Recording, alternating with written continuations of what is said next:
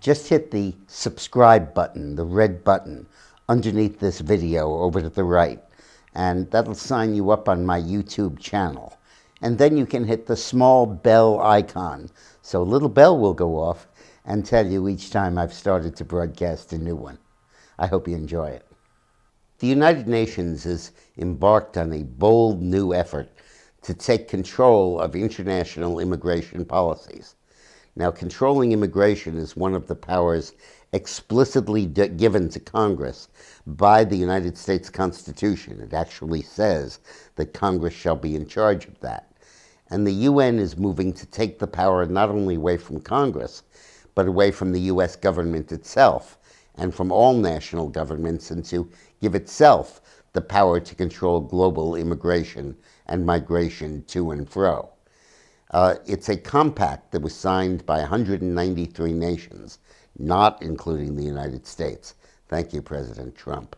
And it's called the International Compact for Safe, Orderly, and Regular Migration. Nonsense. It's none of that. It's a Bill of Rights for immigrants that essentially gives them the right to immigrate, regardless of what the host country has to say about it, and requires that the country that's receiving them provide them with education, health care, personal security, and a whole range of other benefits, essentially put them on welfare on arrival. Now, the UN compacts are not legally enforceable as such, but they do impact world international law, global law, and that has made its way into the US court system. Many liberal judges cite UN resolutions as the basis for their decisions, and it's entirely probable that this compact will filter its way into the United States judicial system. One of the great examples of this that Eileen and I wrote about in our book, Here Come the Black Helicopters. We wrote it 5 years ago, and it's all about the UN grabbing sovereignty, was that when the British Prime Minister tried to restrict welfare benefits as part of cutting the budget, the International UN Compact on the Rights of Children was interpreted to mean that he wasn't allowed to cut their welfare benefits. And in a British court, they sued, and they ultimately forced him to abandon those cuts.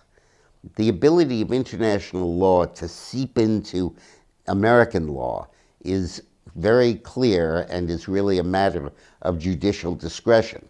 The Supreme Court has never delineated clear boundaries for this, and this is very worrisome.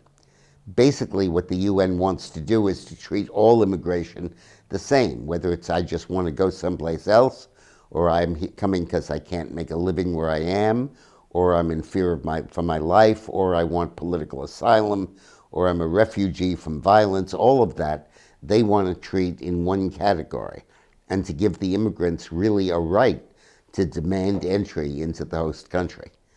Look, immigration is how this country was built. My ancestors came from Hungary.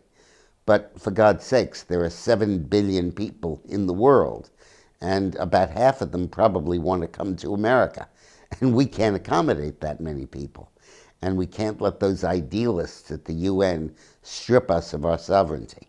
I've just written a new book, 50 Shades of Politics, which is unlike anything I've written before. It's a series of 100 short, 2 pages each, autobiographic essays and stories and vignettes and tales from my career in politics, my time with Clinton, my work in 40 countries around the world and in every state in the country. You can't buy it in bookstores, but you can online at Amazon.com. It's not a heavy lift. It's $13.99 for a paperback and $10.99 for a Kindle. And I'm doing an audio book, in fact, later today. Thanks for watching.